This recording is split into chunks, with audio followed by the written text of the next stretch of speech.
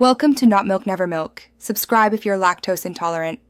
You start by validating prerequisites and taking the first actionable steps now.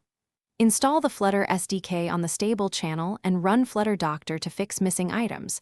Make sure to accept licenses. Once done, install Android SDK or Xcode and enable an emulator or connect a physical device via USB. Create a new app with Flutter Create My App, then open it in VS Code or Android Studio so you can run and iterate immediately. You move into the complex middle steps by building features and structuring code. Start with core widgets and split UI into stateless widget and stateful widget. Prefer const for performance. Use hot reload frequently to iterate UI and hot restart when state needs resetting.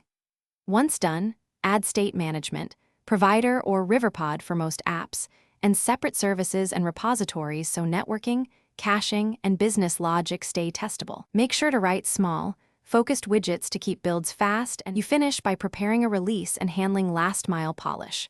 Update app signing and versioning, set min SDK version or iOS deployment target, then build an app bundle or IPA for distribution. Once done, run unit and integration tests, use the profiler to fix jank, and confirm accessibility and localization. Make sure to test on real devices.